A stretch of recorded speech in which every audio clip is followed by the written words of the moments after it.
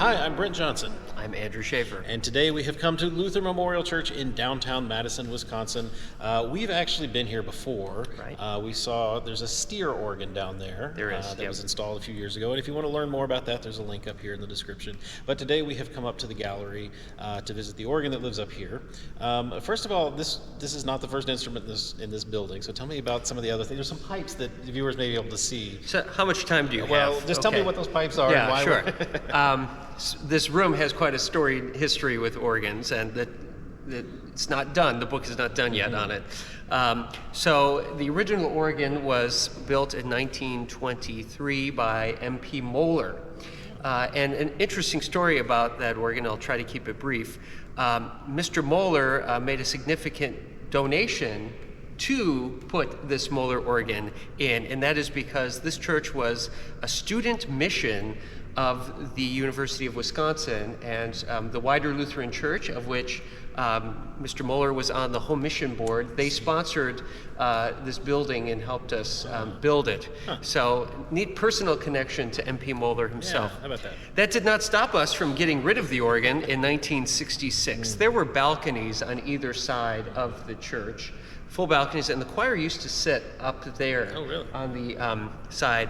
And the organ was actually only on one side, on the west side. The east is just a facade. Okay. So it was stacked 3 stories tall in the tower. And needless to say, it had lots of issues, from poor ventilation to water damage eventually. And I have pictures of members of the church re-leathering chests in the Moeller to keep it going in the 1960s. So they said, to heck with this location, we're going to move the organ back where we don't have to worry about the tower. So they installed this Austin organ in 1966. They expanded this balcony by twice the size. It used to only come up to the first bay. And so they made seating for 90 choir members up here. And it's a really wonderful organ. The steer came in 1995. It was when those balconies I mentioned came out. Pastor at the time said, well, we have this empty space, let's put in an organ. And so the rest is history with that. And then we're also actually just in a month or two due to receive a new C.B. Fisk continuo organ. Okay, and we've even seen one of those very recently at First Methodist in Evanston, and there's probably a link up here too if you want to see what a Fisk continuo looks like, and hopefully I assume it's going to be similar to what It's they have. the same one. The exact same one. Your video helps sell us on it. All right, there we go. Well, Fisk can know what's in the check. So let's talk about this instrument. Right. So when they solicited bids for a new organ in 1964, they went with Aeolian Skinner, Austin, and Cassavant. This was, interestingly enough, not the cheapest organ, but it was the smallest organ that was proposed. And I believe we have it because the consultant for our project was a man named John Harvey Wright. And Professor Wright taught at the University of Wisconsin, which is just, the music school is literally across the street from the church. Yeah. He was a big fan of Austin's, so we got one here. And then the school got an Austin 2 years later, nearly identical to this one, and it's still over next door in the organ hall. Wow.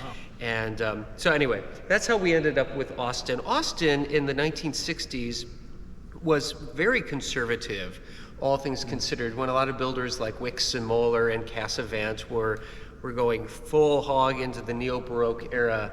Austin really stayed close to the American classic aesthetic, and that will really shine as we explore this instrument. It's 56 ranks, 54 of which are original, but we've had 2 additions that I'll talk about in a little bit. Well, and the console has been redone, but you said it's still running on its original, almost 60-year-old leather. It is. In the chambers. So. Not a dead note on this organ. That's fascinating.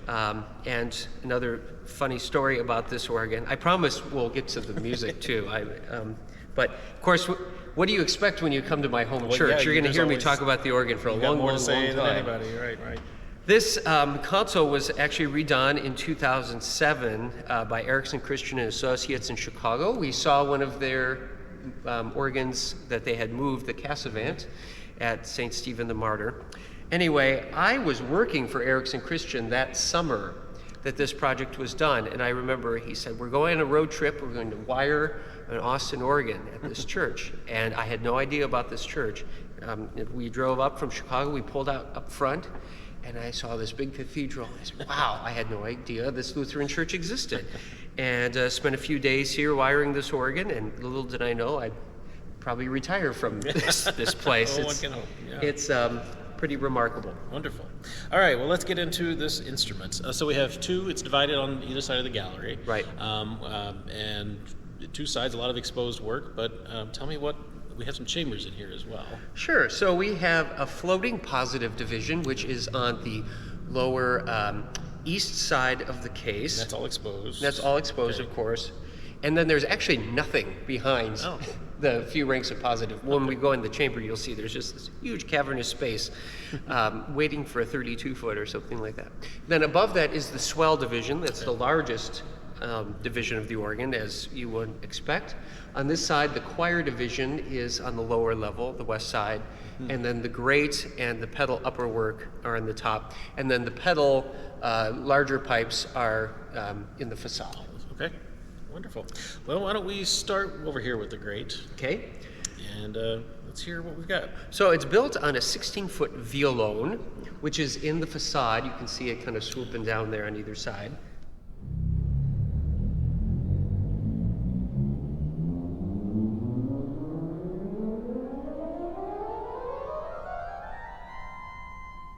So you can hear from the transition, and it's actually, if you look in the facade, where the zinc turns into common metal, that the pipe changes character completely and becomes this really beautiful singing tone. Let's see if we can find it.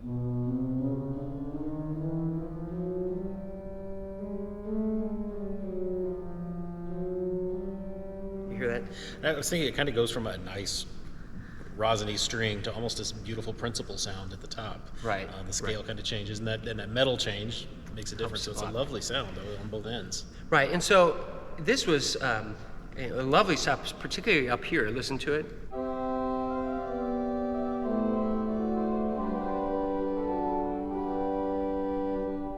And my predecessor, who was here for 40 years, Bruce Bankson, who you met at the Wadsworth, he would always be playing it up an octave. And so when we did the Peterson upgrade 20 years ago now, we just added a knob for an 8-foot violone, and then we added an extra octave at the top. This is new pipework. Lovely. The other clever thing that was done was we put a violone 8 in the positive division, so that when you're playing French music, you can truly terrace. Having that in the facade really, really helps. Gives you an 8-foot sound, Right. bigger sound that you can move around. Okay. So that's the violone, and then it, again, acts as the second principal on the grate now. That's one of the additions. Then we have the 8-foot principal, and this poor stop has been through the ringer. It was rather chiffy in the 1960s, and then there was a local builder named Gail Monette that revoiced the organ. He was a student of Phelps, and he made it chiffier somehow, and then it was revoiced again, and then yet again. So it's a very confused stop. Let's just hear it.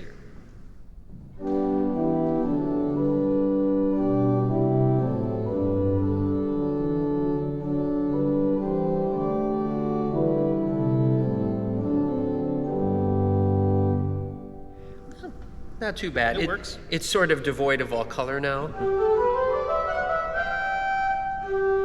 But Okay. yeah. Now contrast that with the 4-foot octave.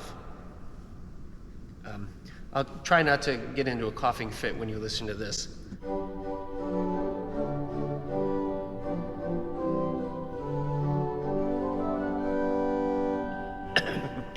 Nicker has never been near Right. those pipes, but okay. Same thing with the super octave. Here they are together.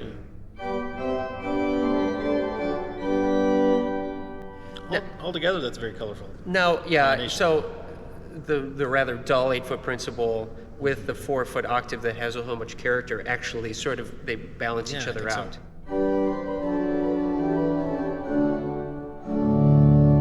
Yeah, it gives it a little more life. Okay. There's a principal scale quint.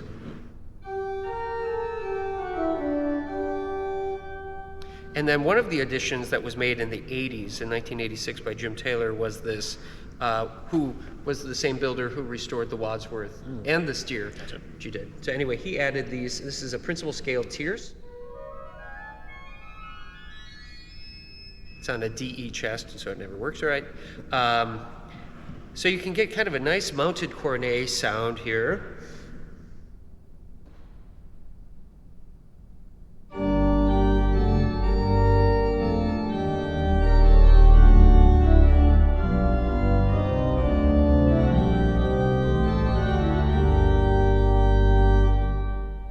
And actually, I usually combine that with the choir cornet to make my mounted cornet.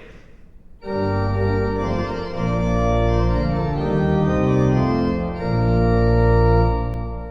it gives it a little more attack and brilliance. This has a nice clang Yeah. to it, and so you can actually put it with, couple it with the positive, and get your nice sort of North German sound.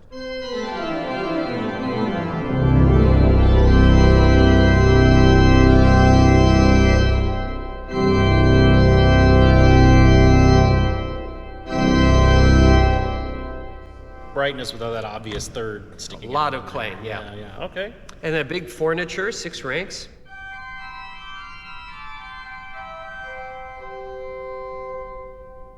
There's also a Gemshorn, 8-foot pitch.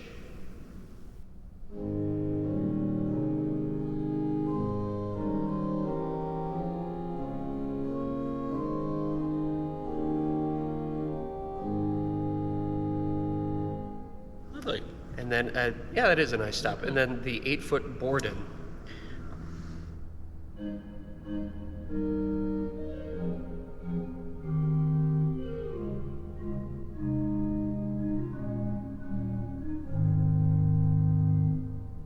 Okay. Brightness there and attack. As is often the case with organs from the 1960s, the 8-foot flutes are sort of thin, but the 4-foot flutes possess a lot of beauty and character, Interesting. and that's true on this organ too. So here's the 4-foot nocturne, which I'm really quite fond of.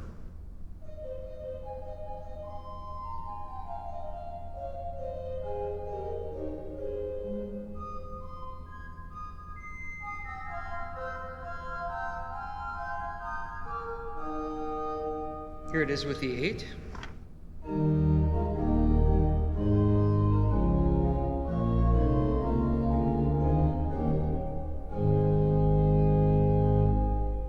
Interesting. You can use it with the quint, Really? make a nice 8/4, 2 2/3.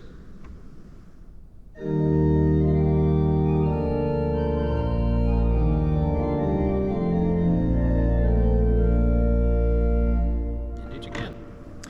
And then, so it's rather luxurious to have 4 8-foots on a 1966 organ. True, yeah. Here it is together. We'll do the Franck test. Yeah. Usually it's past the smell test. For me, it's always past the Franck test.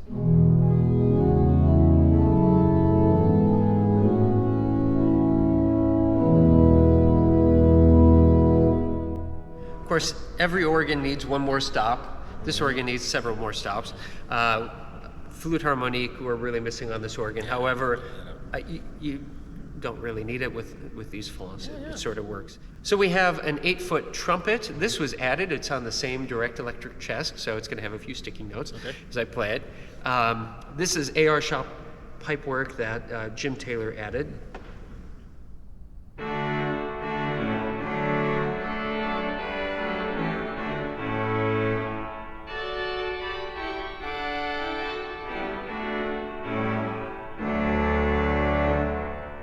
Nice fiery trumpet there on top of that. So in the 80s, there was a parishioner here named Bud Johnson, and he was on the original Austin organ committee, and he approached Bruce about, he said, I'd like to make a donation. I think we can afford 2 new stops. Which stops would you like? And 3 new stops. And he said, well, let's put the tierce in there. And he said, don't you want a big fanfare trumpet? And Bruce said, no, we need a chorus trumpet. And that was a really smart move, because that chorus trumpet it kind of caps the whole ensemble. It's nice to have a contrasting trumpet with a rather thin swell and this huge bombard in the choir. So it was a really thoughtful addition to the organ. So that's the Great Division. It's rather big. I'll put it all together. I'll build it up.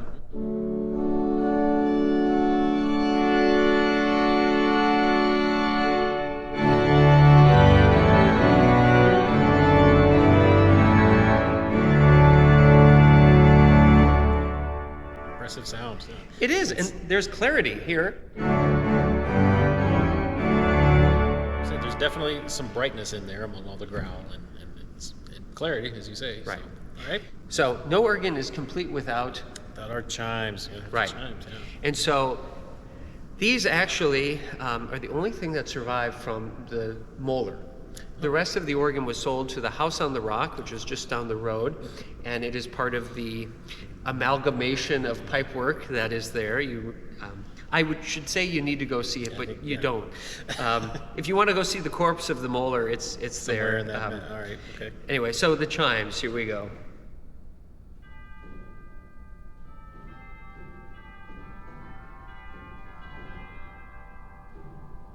Not bad for a 100-year-old action that hasn't been touched. I think they just threw it in there at the last minute. Okay. Well, let's come over to this side of the organ and talk about the swell. Sure, and that's up on top. On top, yeah. Okay. So this is anchored by a 16-foot gedeckt.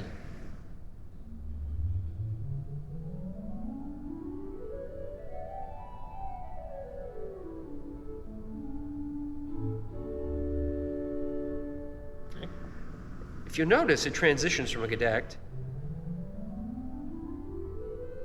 What does that sound like to you? Well, I'm not sure. Play it again.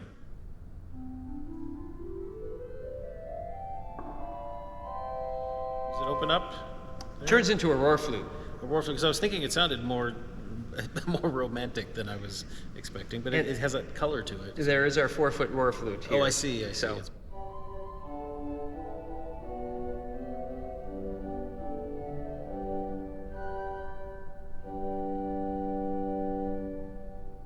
So. I like it better as a 4-foot. Okay. Yeah. And then we have an 8-foot Geigen principal. I think this is actually the loveliest diapason on the organ.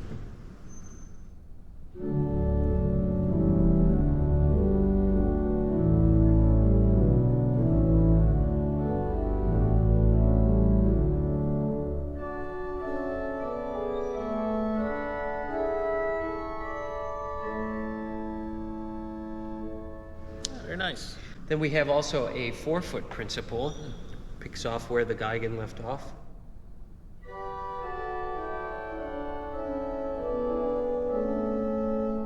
Here they are together.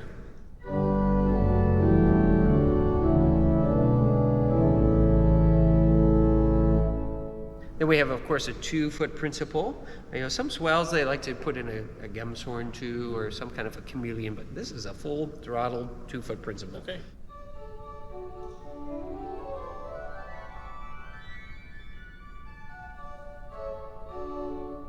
With plenty of articulation. Yeah, indeed. Here it is, 842.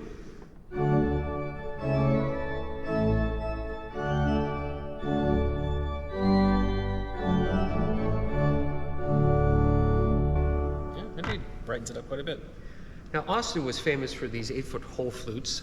This is just a wooden concert flute that almost harkens back to their romantic era, and this is as beautiful as they come.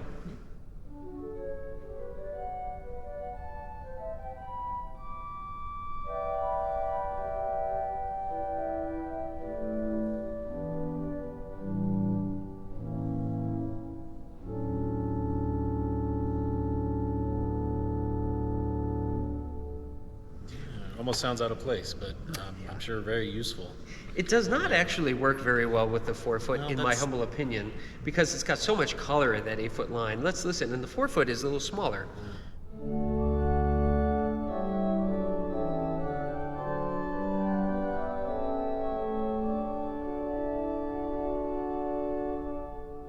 competing qualities. Certainly not unpleasant. My favorite 8/4 combination on this organ is actually the Gedeckt 16 8-foot whole flute, and then put on the super coupler.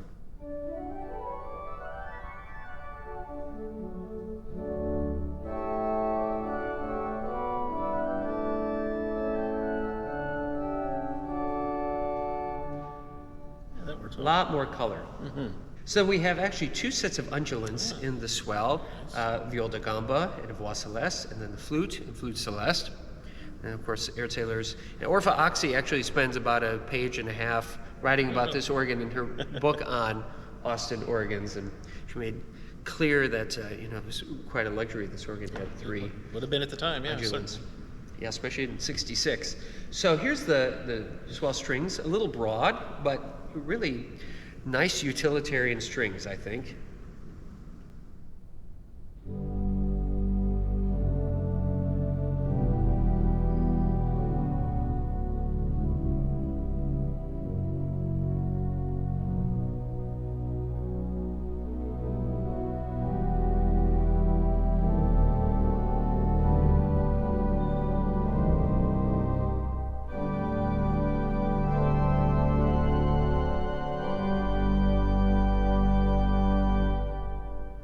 And Very for nice. the ultimate in luxury, these are 68 note chests, so I could play that up an octave.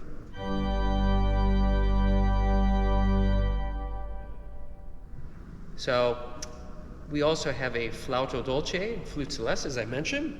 These are really, really quiet, to the point where it's almost unusable during communion because there's enough white noise that you can't really pick them out, but here, hopefully our mics will get it here.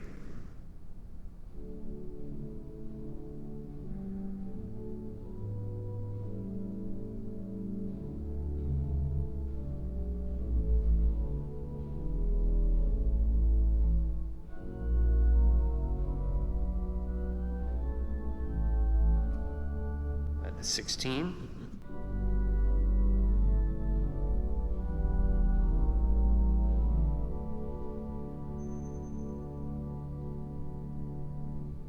Yeah, lovely. And I should mention the Swell engine needs to be rebuilt, and so the Swell box doesn't close quite all the way like the choir box does, but still somewhat effective. More effective even when it's not working right than most 60 Swell boxes I know.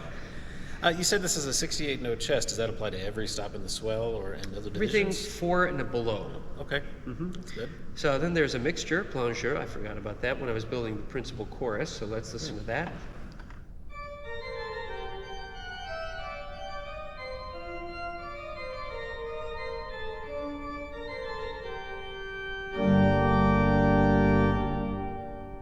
Lovely. And then we have a 16-foot bassoon. Is, as you would expect in the bottom octave, but then it really transitions nicely as we go up the compass. Oh, my fuzzy feeling there.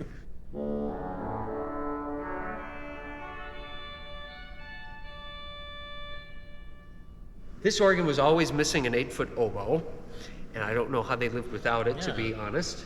And so Bruce, again, was always playing the bassoon up an octave when he wanted that solo color. And when the Peterson went in, just like the violon, they added an octave of flues. To give you an 8-foot give oboe that- yeah, out of the bassoon. Okay. Actually, they probably only needed to add 5 pipes or whatever, because it was already up to 68. But now the oboe could be a 68 note stop. It's not. Oh, No. so then We cheaped out. Oh, We so you cheaped just out. added the 5. Yeah. I see. So, let's see. And then an 8-foot trumpet. So the oboe is really, really useful, and I'll show you how later. It's nice and keen. It's like the bassoon was meant to be an oboe all along. It's almost a small trumpet though. And Yeah. But if you couple it to the grate, it makes for a rather nice sound.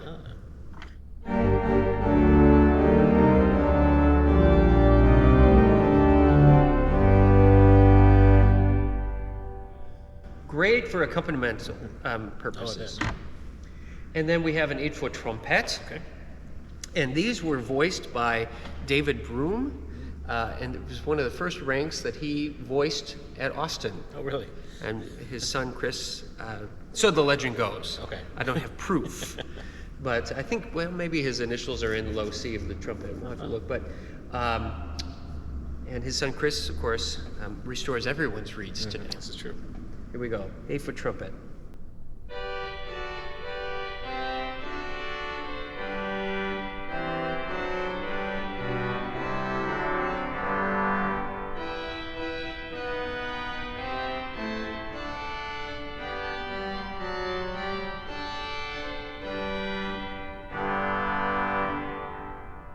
Very nice. It's a very nice trumpet. I like it. And then an independent clarion. Okay.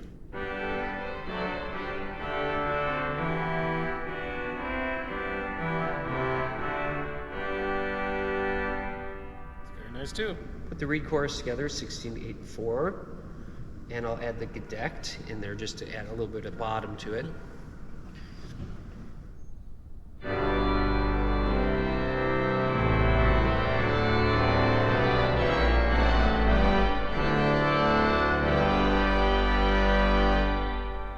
Here it is with the grate.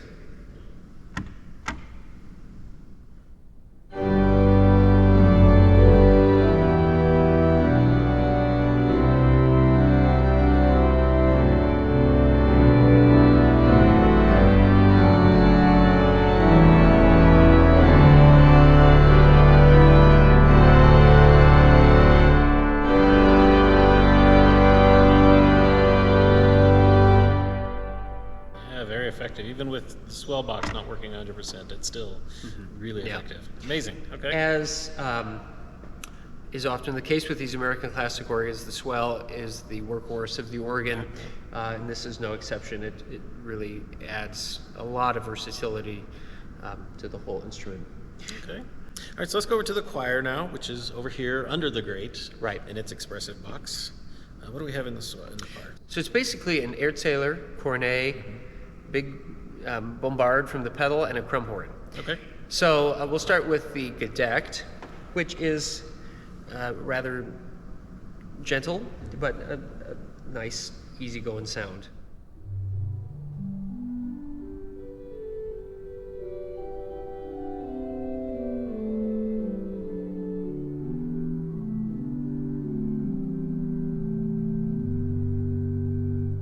Gentle but colorful. That's a good practice sound, Yeah. you know. And then I often, if I needed an 8 and 4 foot flutes, I put on the super coupler.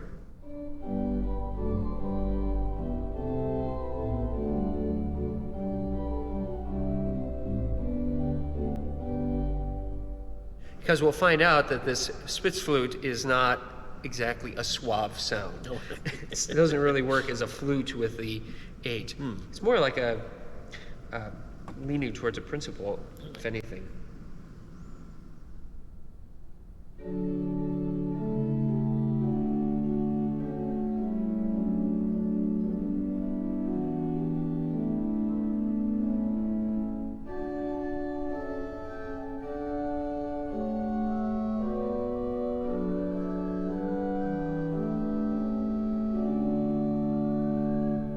That's a Spitz flute. That was also revoiced by Gail Monette. Okay. But you can get sort of a nice 8 and 4 if you put the Erzähler on with the gedeckt.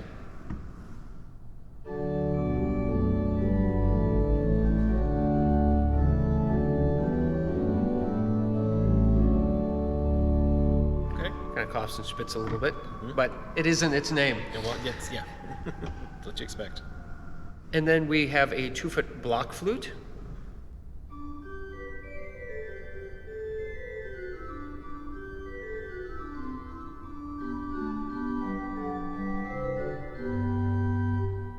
Lovely. Nice and bright. Here it is with the 4.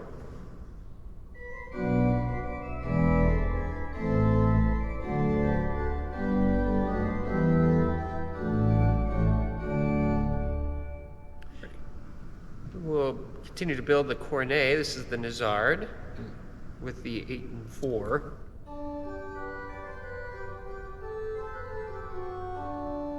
And then we'll add the tiers and the block flute.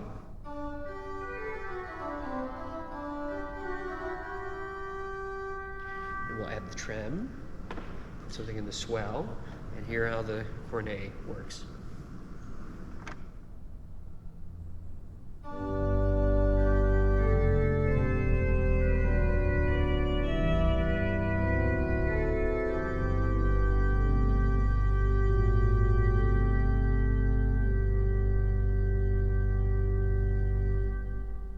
It's lovely, but it's also very different from the great cornet. Yeah. Listen to them back to back.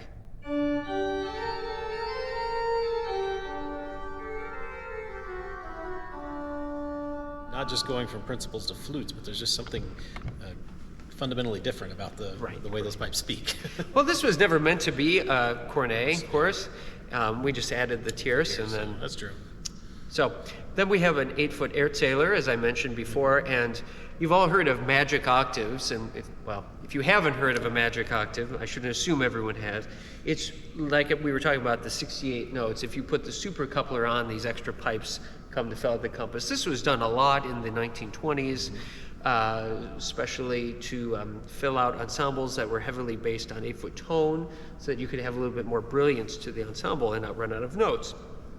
Well, on Austin organs, we have a magic 16-foot octave. And if you put the Erzähler on and then put the 16 and the unison off, you get All the way down to 16 a 16-foot Erzähler. Yeah, I don't know why they didn't put a knob there. But that's true of the bombard, too, as we'll soon discover. So we have a 16, 8-foot Erzähler, and the Erzähler 16 is Haskelled. Okay. And that's available in the pedal. I'm It assuming. is, yeah. That's why And it's- so we'll have a it's little there. Erzähler chorus. Here is with a 4-foot coupler and the 16-foot Erzähler in the pedal.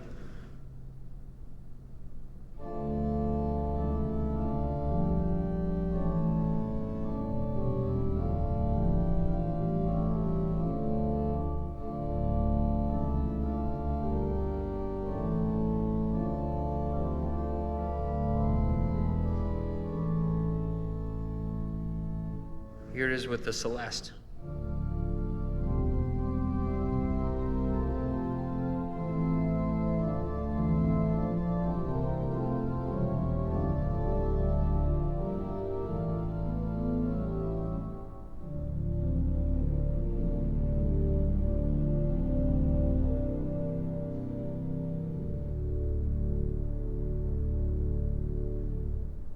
It's going to be very handy for accompaniment.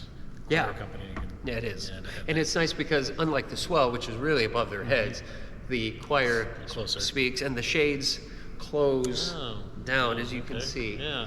directing the sound downward. So, we have an 8-foot Krummhorn, and this is actually shop pipe work too. It was replaced in the 80s. It's rather nice.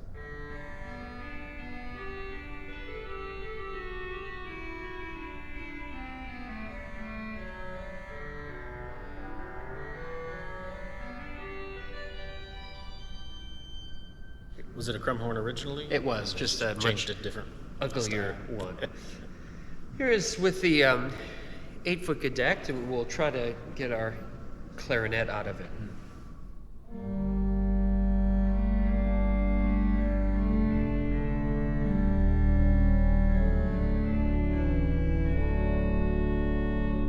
Very nice. It's not hiding the fact that it's a Krummhorn, but it's full-bodied enough. It sort of straddles the line between, more clarinet in volume, but more of a Krummhorn in nature. And it's a useful stop if you have to have one utilitarian rank there. And then we have a bombard that comes from the pedal.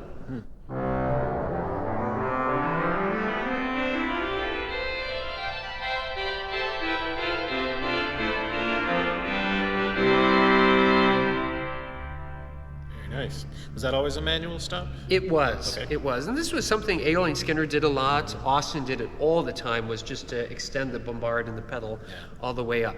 Now, there's two nice things about this bombard is that you can couple it at 16 and 4 and get a really nice solo read, like so.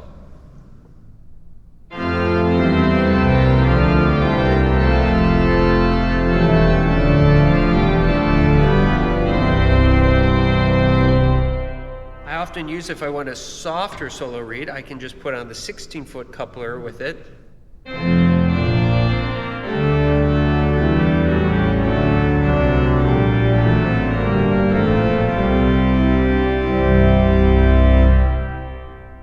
fits versatile. nicely, yeah. And as I mentioned, there's a magic octave. Now, what's really spectacular about this stop is that it's enclosed all the way down. Really? So,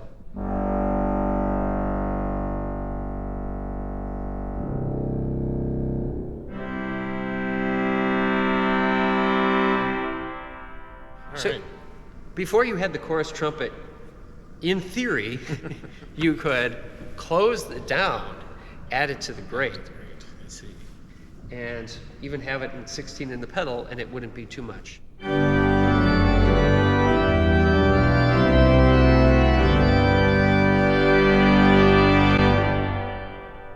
See what they were thinking? Versatile. I mean, if you have to compromise, that's a good way to do it. Okay. Right? So that's the whole choir division. All right. And then we have a positive that you said is floating, so you can put it anywhere. Correct. Okay. And so there's the 8-foot violon, which you already heard, and then I know your personal favorite, the 8-foot Nason flute. Nason flutes are fine. They can be fun. This one is okay. All right, let's see.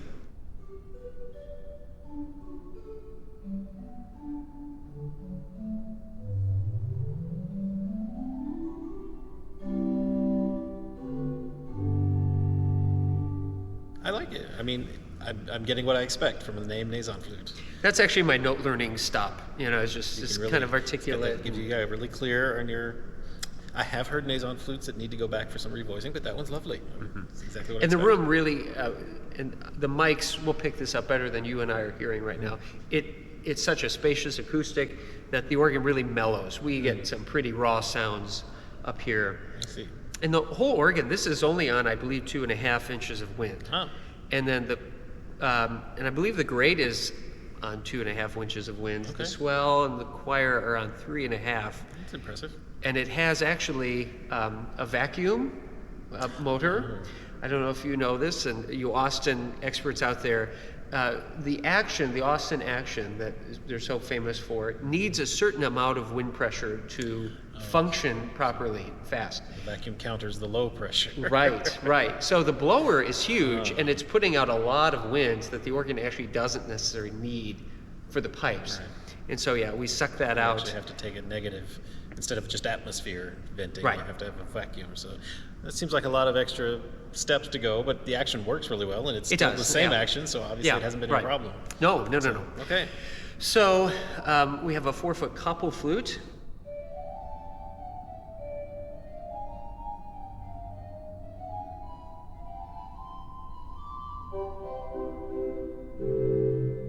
Here it is with the 8-4.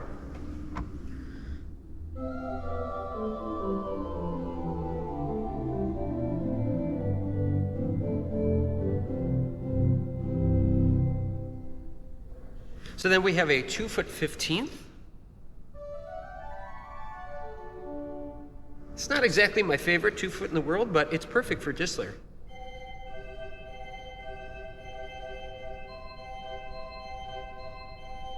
Nice and bright and cutting. We have one of my favorite combinations on this organ is the couple flute 4 and Larigo down an octave. Oh, yeah.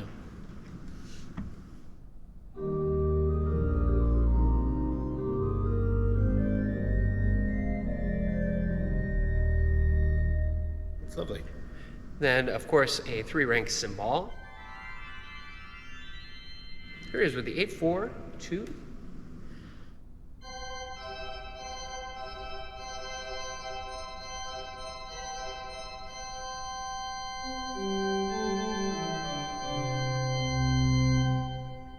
I imagine that adds quite a bit of brightness to your great mixture. It Yeah, great does. chorus. Let's hear it.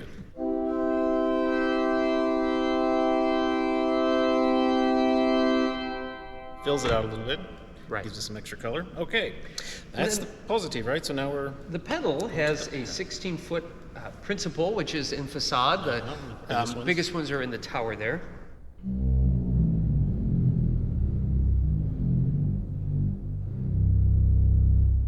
Okay. Really nice, incisive toe.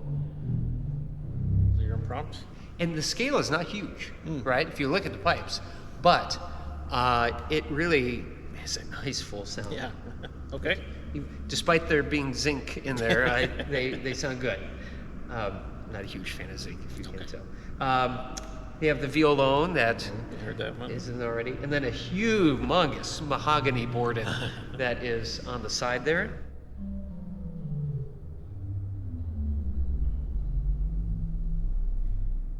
Of course, the Erzähler, which you already heard, and then the Gedeck from the Swell. So all in all, 5 16s.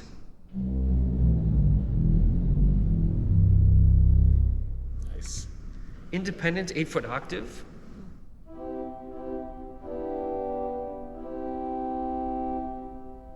Independent 4-foot chorale bass.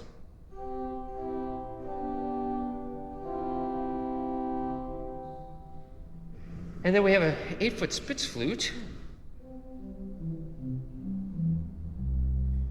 which is nice. It's obviously tapered, open pipe, Yeah. but it's nice for softer combinations.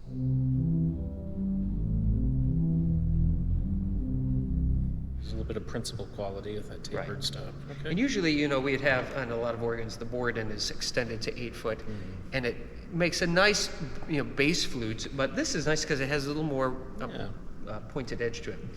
Then we have a 4-foot nocturne, and what I love about this nocturne is that it is independent and it sits right next to the nocturne in the grate. So we have dueling nocturnes. Here it is in the pedal, the grate.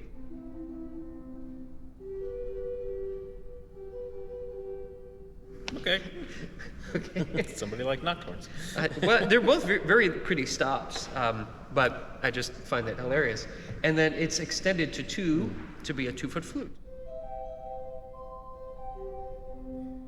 And one of my favorite effects on this organ is actually the bourdon 16, 8, 4, 2. Yeah. Actually, this is kind of a fun cantus firmus.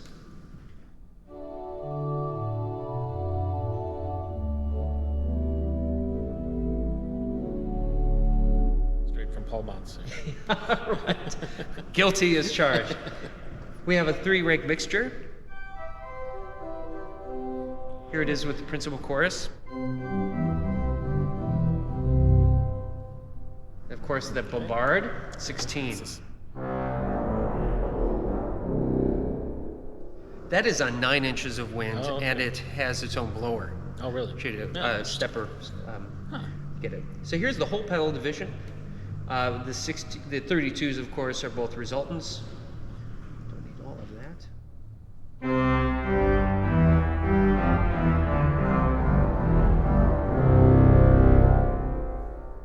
Yeah. A lot of power up here.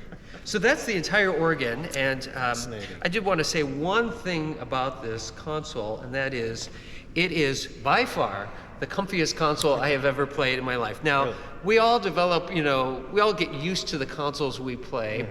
In some situations, another church I served a while back, it was more like Stockholm syndrome in the console. You just kind of, you love your captor, but this one truly is a delight to play every day in and day out. And everyone, always goes, Aeolian Skinner consoles. And all these organ builders are making these carbon copies of Aeolian Skinner consoles.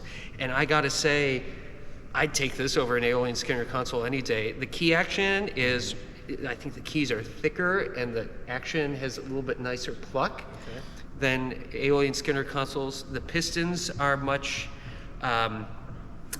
more sturdy, I think, than some of the Aeolian Skinner consoles. And they just nailed all the proportions, at least for me as a tall guy. Yeah.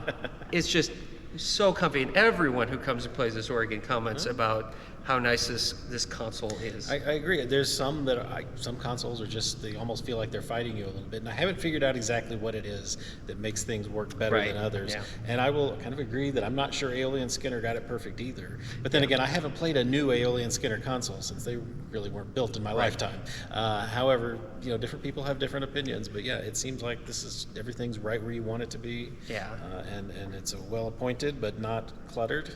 It is. It has, when this organ, before it had solid state, to have all these couplers and all these pistons. It was a real luxury. Added to the versatility of it. So Austin still makes draw knob consoles. They're beautiful, elegant affairs, and I think very underrated in my humble opinion. You can send the check to me, Austin, for that. No, I'm just kidding. Well, But I do genuinely mean that. Before I go crawling around inside, you know what I'm going to ask you to do? Let's show it off for Sure, our happy to. fans.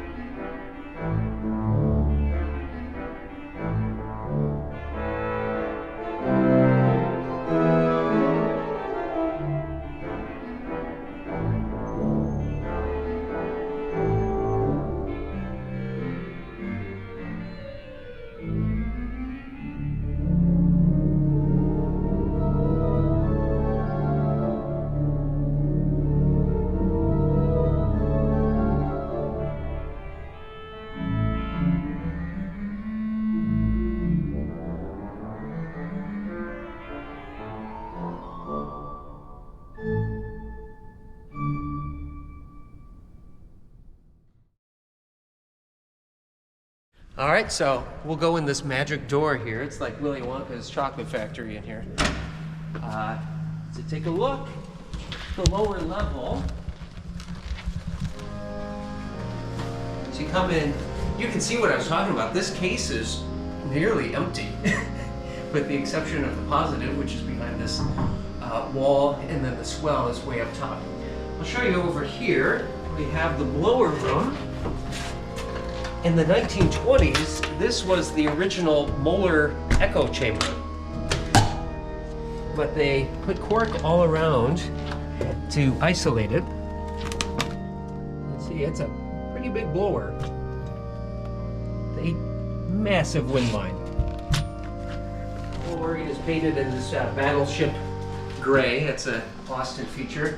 And then, when I look over here, we have a dead, decaying bat that's been living in the organ for, oh, I don't know, generations at this point. We have a lot of bats in this church. So, I hope you like heights.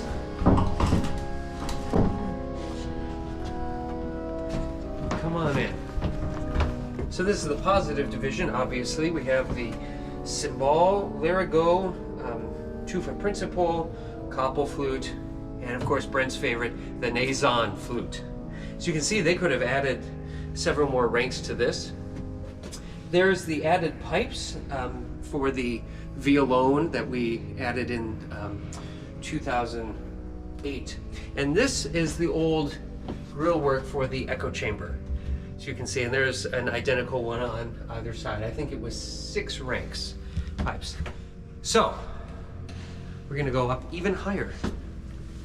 Follow me.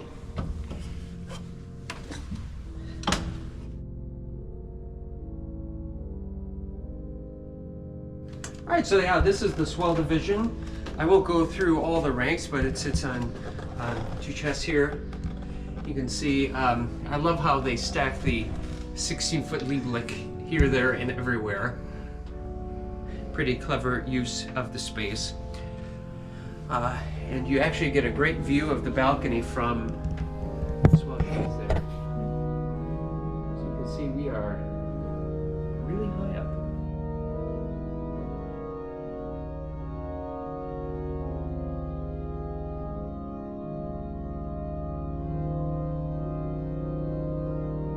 So I'll add that the positive and choir division are walk-in chests. We'll walk into this choir one here. The swell and the grate and pedal upper work are all crawl-in chests, which is an adventure unto itself. If you've never crawled into an Austin chest, you better not be claustrophobic. Come in. This chamber is quite a bit tighter. So you can see this is the base of the Erzähler, and then the base of the 16-foot bombard. And the choir tremulum. This does not have Austin fan tremulus. It has whatever this is called. So you walk in here. No tour of an Austin is complete without looking at the universal wind chest. So here we have these removable panels, they're like ceiling tiles, that reveal that. And so I'm sure Brent has explained this in other videos of Austin organs, but more or less there's just, these are for the keys, pneumatics, and then there are stop pneumatics. And then when a stop is engaged, this pneumatic goes and then moves these trackers, and then you don't have it available, but if you would press down one of those pneumatics, it would open a certain set of valves and make them work. Very fast and very easy to service, as you can see.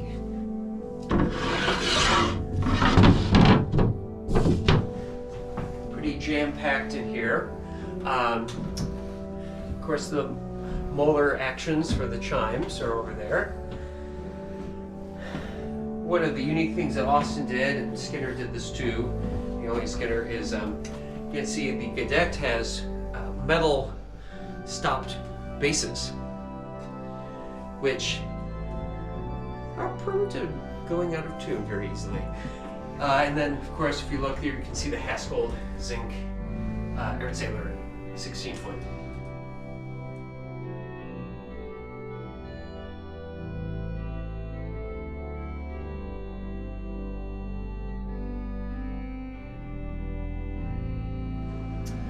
Obviously, a great chest here.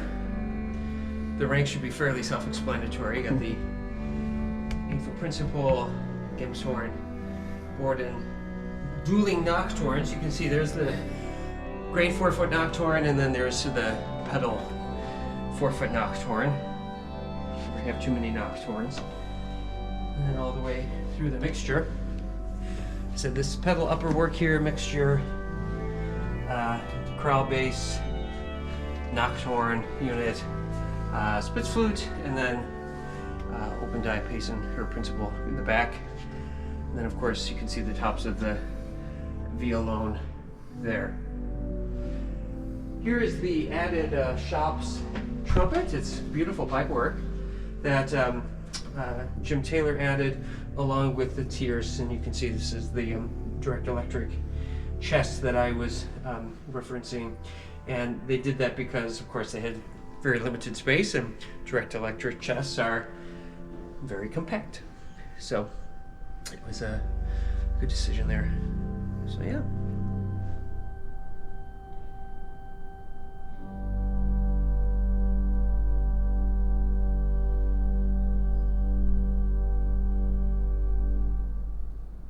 Andrew, once again, thank you so much for demonstrating this instrument. Thank you for bringing my attention to so many instruments here in Wisconsin. This is our third trip to Wisconsin. People might think we have some sort of fascination. Part of it's that he's here, and he knows where all the great instruments are and knows how to show them off so well. So again, my thanks to you. I know our fans appreciate you. And again, this organ is not on the OHS tour next summer. But if you want to come to OHS here in Milwaukee and Madison, there's information down in the description about that next summer in 2025. We have visited, certainly before, organs that have been replaced, moved from one place to another. The Wadsworth organ, the Alien Skinner at Holy Heights that we just saw, transplanted instruments into a new home. This is the first time we have featured an organ that is going somewhere else. Because this is not going to be here much longer. This is a bittersweet moment. When you all come for OHS, you'll see big gaping holes in the balcony. It's due to be removed by Austin in May, and we are very hopeful that it has a new home. Should have something hopefully to announce later. So and there will be something even more exciting replacing this one, and bigger and louder. And but so that's not why we build organs. It's we had no intention of replacing this Austin. It served us daily for the last 60 years. However, we had an anonymous parishioner send a $1.5 million check to us and said, it's time for a new organ. And unsolicited, and so it really shook us up, and we had a lot of conversations, and we are very excited about our new instrument, and I'm going to drag you here kicking and screaming to see it. You won't have to drag me. We'll be back to Madison, because this is actually not the only new thing going on in Madison. There's a lot of exciting stuff. A lot of growth and a lot of this has been our second trip to Madison. There will be a third in the near future. So make sure you're subscribed to our channel so you know when all of our new videos come out, and click the bell to get notifications. And it does take a team to bring us here to these faraway places. So if you would like to join that team and become a sponsor of the Organ Media Foundation, well, you can do that right now. There's a link down in the description to our website, organ.media. Nice, easy URL right there on our front page. We have we go to Give Butter is the company we're now using to help raise funds, and they do a great job of taking every cent you can send along and making sure that we use it all to go and visit organs like these. Doesn't go into my pocket or Andrew's. Sorry, I wish it did, but although we will have lunch. Well, all right, somebody's buying lunch. And we're going to enjoy that. But thank you so much for watching. Thank you, Andrew, for bringing me to Wisconsin, and I can't wait to come back and see it again. Until that next video is coming out, though, remember you can find streaming classical organ music on our 3 stations, organlive.com, Positively Baroque, and The Organ Experience. Thank you again, Andrew. Pleasure. We'll see you soon. Until then, I'm Brent Johnson. I'm Andrew Schaeffer. Thanks for watching.